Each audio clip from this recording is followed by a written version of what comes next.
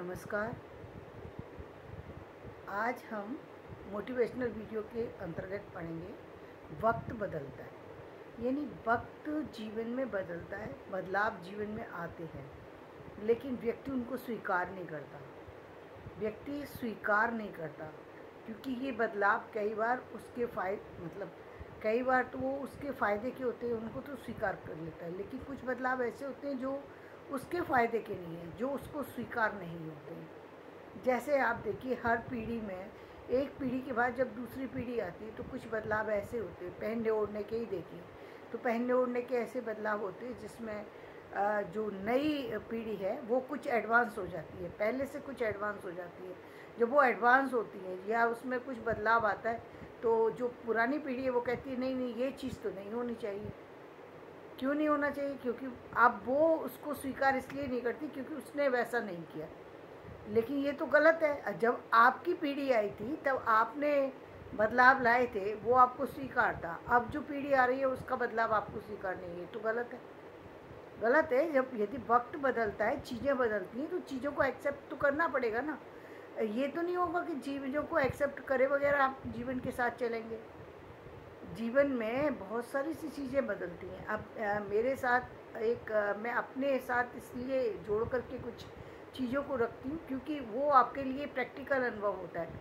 तो एक बार का अनुभव मैं आपको बता रही हूँ कि क्योंकि मैं 10th क्लास तक ही काफ़ी सारे जो है नॉवेल पढ़ चुकी थी, काफ़ी सारी उपन्यास पढ़ चुकी थी। बहुत सारे से राइटर्स को मैंने पढ़ा, बहुत सारे कवित्रियों को मैंने पढ़ा, बहुत सारे लोगों से मैं मिली। तो कुछ का पर्सनल एक्सपीरियंस था, कुछ की देखी की बुक्स पढ़ी थी। मैंने तस्लीमा नसरीन को भी पढ़ा, अमृता प्रीतम को भी पढ़ा, महादेवी वर्मा को भी पढ़ा, और कृष्णा सोबती को भी पढ़ा, मृणाल पांडे को भी पढ़ा, और भी बहुत सारे ऐसे हैं जो आज के युग के हैं, उनको भी पढ़ा। तो सारे को पढ़ने के बाद निष्कर्ष क्या निकल रहा था? सारी बहुत बहुत राइटर्स को पढ़ा है, नाम भी याद नहीं रहते हैं, लेकिन निष्कर्ष क्या निकलता है? निष्कर्ष ये निकलता है जो भी लिखने वाला राइटर या जो भी व्यक्ति वो आवाज़ करता है या बोलता है, इसका मतलब उसको कुछ अनुभव हुआ तो वो बोल रहा है। अब आप उसको स्वीकार इसलिए नहीं करें क्योंकि वो आप दिखावा पसंद है व्यक्ति, और वो दोहरी ज़िंदगी जी रहा है, उसी दोहरी ज़िंदगी के साथ चलना चाहता है। एक तरफ वो अपने परिवार की महिलाओं को साथ में समाज के साथ जोड़ना नहीं चाहता। क्योंकि क्यों नहीं जोड़ना चाहता? कहते हैं ना, सत्य होता है तो वो आदमी का खुद का निकलता है, क्योंकि उसको लगता है खुद भी कई बार व्यक्ति गलत होता है तो उसको दूसरों भी व्यक्ति गलत नज़र आते हैं, और कई बार उसको बर्दाश्त नहीं होता क्योंकि पहले तो पुरुष समाज था, तो जो जैसा पुरुष कहता था वैसा होता था, वैसा ही चलता था। तो वो सारी पितृात्मक सत्ता थी। तो पितृात्मक सत्ता में जब बदलाव आया, चीज़ें आईं, तो चीज़ों में बदलाव के साथ साथ बातें भी करनी पड़ेंगी, बताना भी पड़ेगा, कुछ चीज़ें एक्सेप्ट करनी पड़ेंगी, कुछ रिजेक्ट करनी पड़ेंगी। जब हम एक्सेप्ट कर लेते हैं तो सब चीज़ें सही हैं, जहाँ रिजेक्ट करते हैं वहाँ नहीं चलता। उसका परिणाम क्या होता है? उसका परिणाम ये होता है कि हर पीढ़ी में जो लोग आगे जाना चाहते हैं तो कुछ एडवांस स्टेप ले जाते हैं। यदि उनको परिवार साथ ना दे तो एडवांस स्टेप ले जाते हैं, जो कि लेना भी चाहिए। कभी बहुत लेना ज़रूरी है। यदि नहीं लेंगे, यदि हर व्यक्ति उसी के तरह से चलता रहेगा, जो कल था वो आज नहीं है, जो आज है वो कल नहीं होगा, तो जीवन बदलेगा कैसे? जो गलत चीज़ें हैं वो सुधरेंगी कैसे? अब हमारे समय में जब हमारी मैरिज हुई, तब तक ज़माना तो इसी तरीके का था। हम तो, जैसा कि मैंने आपको बताया है कि मैं तो मथुरा से थी, और मथुरा की कल्चर इतनी पुरानी थी, और हम लोगों के परिवारों की तो बहुत पुरानी कल्चर थी कि जहाँ वो जो है किचन के अंदर जो है वो जो है पुजारी लोग ही खाना बनाते थे, या अलग तरह का सिस्टम था। मतलब किचन में बनाने वाले व्यक्ति जो है वो बाहर का खाना नहीं खा सकते, और महिलाएं नहीं बनाती थी, और एक अलग तरीके का कल्चर था। वो आज भी चल रहा है या नहीं चल रहा है मुझे नहीं मालूम। अभी तो मेरा 15-20 साल से गई नहीं, मुझे नहीं मालूम कि कितना आज के समय में चल रहा है। लेकिन एक समय ऐसा था जब घर की स्त्रियां निकला करती थी तो आगे जो वो झाड़ू लगती जाती थी और तब वो मंदिर के दर्शन करने जाया करती थी। घूंघट, इतना घूंघट करती थी, उसको अखियाँ मार घूंघट बोलते थे। अभी पता नहीं कि है या नहीं है। खुद मेरी सिस्टर थी, वो गोस्वामी परिवार में थी। मेरी मौसी थी, वो गोस्वामी परिवार में थी। कि मुझे गोस्वामी परिवार से ही डर लगता था कि ना, मैं गोस्वामी परिवार में शादी नहीं करूँगी, क्योंकि मुझे वहाँ की वो कल्चर बिल्कुल पसंद नहीं थी। कि आगे काफ़ी सारा झुंड चल रहा है उनके साथ और वो आगे झाड़ू लगती जा रही है और वो कभी किसी से बात नहीं करेगी और पुरुष सबसे बात कर रहे हैं। पुरुषों का कोई वो नहीं है। महिला कभी किसी को के साथ बैठ नहीं सकती, उठ नहीं सकती, चल नहीं सकती, बोल नहीं सकती, खा नहीं सकती, पी नहीं सकती। लेकिन पुरुष सब कुछ कर सकता है, सबसे मिल सकता है, सबसे बोल सकता है, सबसे। तो ये सारी चीज़ें एक्सेप्टेबल नहीं थी जीवन में। इतना घूंघट कि खुद मेरी ससुराल के अंदर इतना अधिक घूंघट था कि मतलब बिल्कुल थोड़ी नहीं दिखना चाहिए। ये शादी के समय की स्थिति ये थी, थोड़ी नहीं दिखना चाहिए। और आज मैं आपके सामने ऐसे बैठी हूँ तो नेचुरल है कि मैंने उन सब चीज़ों का स्टार्टिंग से विरोध किया, क्योंकि अब विरोध तो करना ही पड़ेगा। मतलब स्थिति ये थी कि किसी को खुद अपने ससुर साहब को भी खाना देने जाइए तो आप कुंडी खटकाइए और तब वो आएंगे, तब वो खाना लेकर के जाएंगे।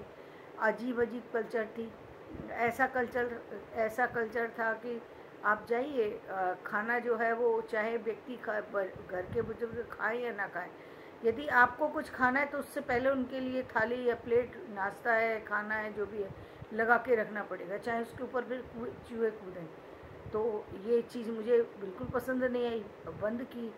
अब जैसे मैंने आपको बताया कि ये कल्चर नहीं है, ये इसको कल्चर नहीं बोलेंगे, ये तो मूर्खता है, इसको समझदारी तो नहीं कहेंगे। ये जो बातें मैं अभी आपको बता रही हूँ, इतना घूंघट करके व्यक्ति चल रहा है, अकेला रह रहा है और इतना घूंघट करके चलेगा तो ना तो उसको रास्ते का पता होगा, रास्ते में जाएगा दिखेगा ही नहीं, उसे ये नहीं पता कि मैं कहाँ रहता हूँ, कैसे पहुँचेगा वो अपने घर, कहीं जाना है, कहीं आना है। और जॉब करने वाला व्यक्ति कैसे करेगा जॉब, तो पॉसिबल ही नहीं है। तो कुछ चीज़ें ऐसी होती हैं जो हमें अपने आप ज़बरदस्ती करनी पड़ती थी, कुछ छुपानी पड़ती थी, कुछ बतानी पड़ती थी, लेकिन उसमें कितनी दिक्कत होती थी। लेकिन वक्त के साथ साथ व्यक्ति को बदलना पड़ता है, बदलाव लाने पड़ते हैं, क्योंकि यदि आप नहीं लाएंगे, यदि आप नहीं बोलेंगे तो ऐसा ही होगा, ऐसा ही होता रहेगा जो अब हो रहा है। लोग कहते हैं कि ऐसा नहीं है, घर की महिलाओं के साथ अलग व्यवहार होना चाहिए, पुरुषों के साथ अलग होना चाहिए।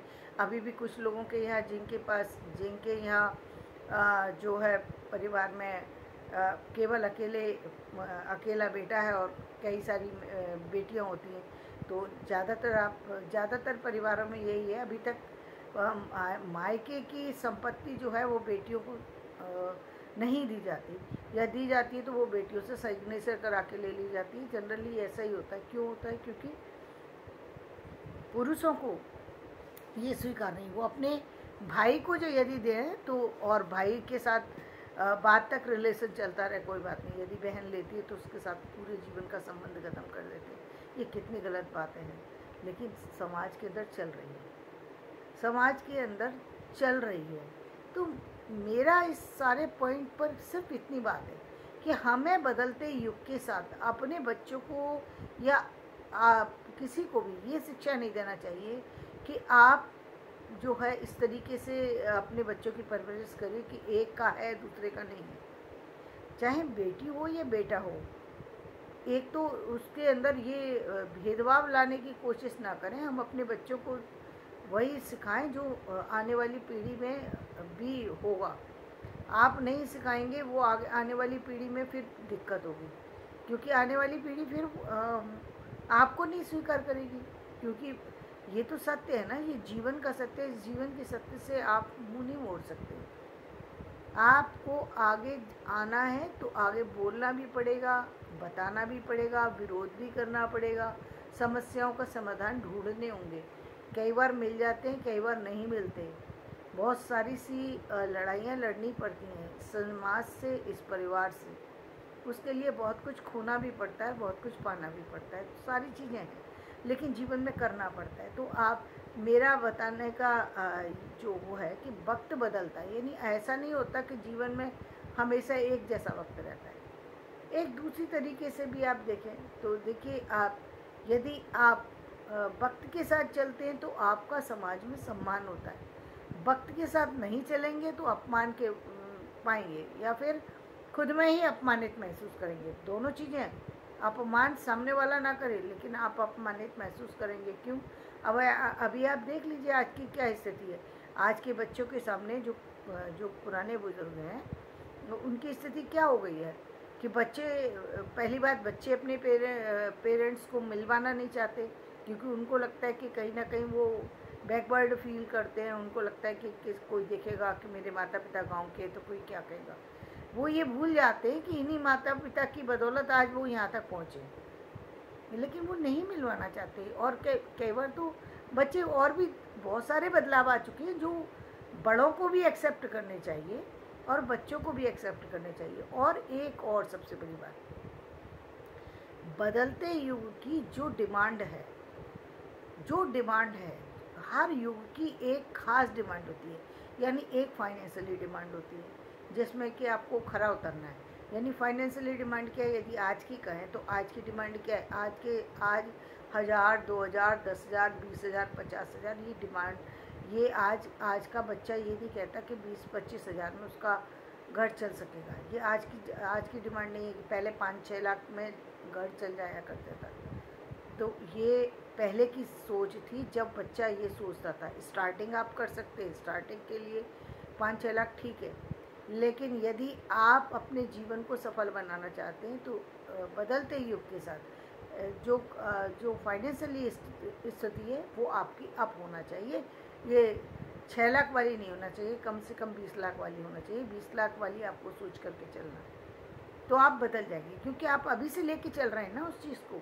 आपके माइंड में है तो वो वक्त रहते आपके दिन भी बदल जाएंगे, आपके तरीके बदल जाएंगे, आपके काम करने का प्रोसेस बदल जाएगा, सारी चीज़ें बदलेंगी। दूसरी चीज़, एजुकेशन इस समय की डिमांड है, बदलते युग की डिमांड है कि आप एजुकेशन पे फोकस्ड हो जाइए। एजुकेशन अपनी बेहतरीन बनाइए। तो हाँ, इसको बेहतरीन बनाइए क्योंकि ये आज के युग की डिमांड है, इसको एक्सेप्ट कर लीजिए, ये डिमांड है। दूसरी बात, आपको अपनी बातों को सामने रखना आना चाहिए। थोड़ा सा लचीला यदि बन सके व्यक्ति तो बहुत अच्छी बात है। थोड़ा मतलब फ्लेक्सिबल यदि आप हैं तो वो थोड़े से ज़्यादा सफल व्यक्ति की निशानी है। हाँ, कुछ बच्चे होते हैं बहुत ज़्यादा एक्साइटमेंट में बहुत ज़्यादा बोल जाए, एक्साइटमेंट में बहुत ज़्यादा बोलने से बातें कई बार बिगड़ भी जाती हैं। तो इसलिए पहले थोड़ा सा यदि स्थिर होकर के बोल सके तो ज़्यादा अच्छी बात है। यदि बोल सके तो थोड़ा इसके लिए अभ्यास करना पड़ता है, लेकिन फिर ठीक है, लेकिन बोलना तो पड़ेगा, अपनी बातों को रखना पड़ेगा। तो एक और डिमांड, वो डिमांड क्या है कि आपको रहने सहने का तरीका बदलाव जो हो चुका है। अभी आप जा रहे हैं एक्सीलेटर पे और आप लेकर के आप ही सोचिए कि आप मॉल में जा रहे हैं, इतना घूंघट करके चल रहे हैं, लोग देखने लगेंगे कि ये कौन है, इतना घूंघट करके जा रहे हैं। तो वक्त के साथ एक व्यक्ति बदलता है तो पूरा समाज बदलता है।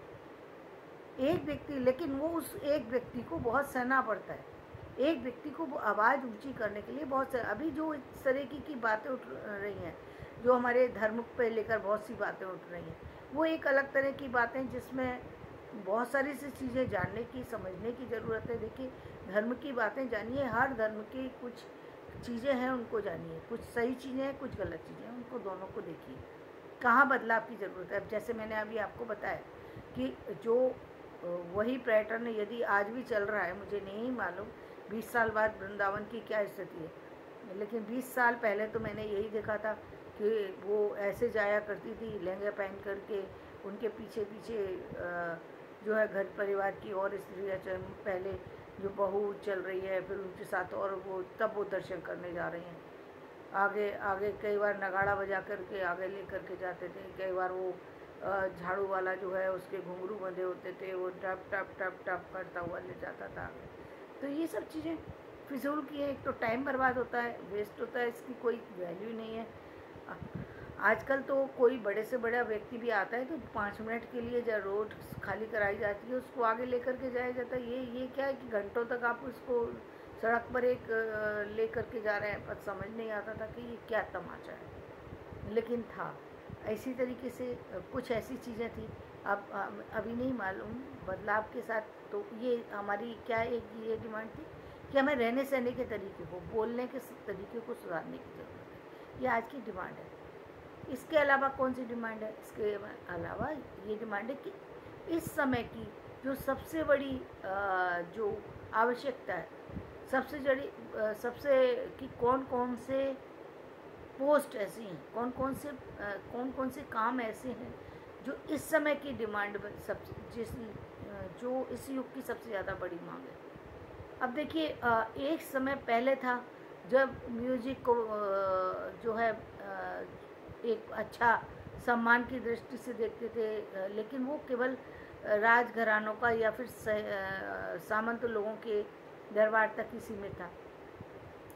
आज म्यूजिक इंडस्ट्री एक ऐसी इंडस्ट्री है जो फिल्म जगत, फिल्म सिटी है, ये इंडस्ट्री है, ये एक ऐसी वो है इंडस्ट्री जहाँ पर जो है बहुत सारी सी चीज़ें जो हैं वो आपको जो सामने दिखाई जाती हैं, उससे आपकी लाइफ में बदलाव लाने की कोशिश की जाती है। कुछ चीज़ें गलत भी होती हैं, तो उन चीज़ों पर भी विरोध करना चाहिए, कर भी रहे हैं लोग। ये तो सबसे बड़ी सबसे बड़ी महत्वपूर्ण बात ये है कि जो लोग फिल्म को पास करते हैं वो टीम कैसी है, उसके ऊपर डिपेंड करता है। इसी तरीके से अभी बहुत सारी सी चीज़ें हैं जहाँ ये सारी चीज़ें या और भी जितनी भी जिम्मेदार पद हैं, उसके ऊपर एक अलग से टीम की ज़रूरत है जो देख सके, उस टीम को भी देख सके कि ये काम सही कर रही है या गलत कर रही है। ये एक पद तो हमने वो बना दिया, जो पद हमने दिया हुआ, लेकिन उसके ऊपर भी कोई होना चाहिए जो उसको देख सके। तो देखने वाला जो अब है, लेकिन वो ज़्यादा यूज़ नहीं होती है, या यूज़ होती है तो कई बार हम उस चीज़ को एक अलग तरीके से उसको हटा देते हैं, वो गलत है। तो अब सारी चीज़ें ऑनलाइन हो गई हैं, तो काफ़ी कुछ सुधार है। तो अब एक तो ऑनलाइन जितनी चीज़ें हैं उनको सीखने की ज़रूरत है। बैंक सेक्टर में बहुत बड़ा बदलाव आया है, बहुत सारी चीज़ें आ चुकी हैं जिसको जानने की ज़रूरत है, समझने की ज़रूरत है, और बहुत सारी चीज़ें तो बदलते युग के साथ बदलिए। चलिए देखिए, जीवन में आपको लाभ यहीं से मिलने वाला है। धन्यवाद। मेरा वीडियो पसंद आया हो तो इसे लाइक करें, शेयर करें और सब्सक्राइब करें।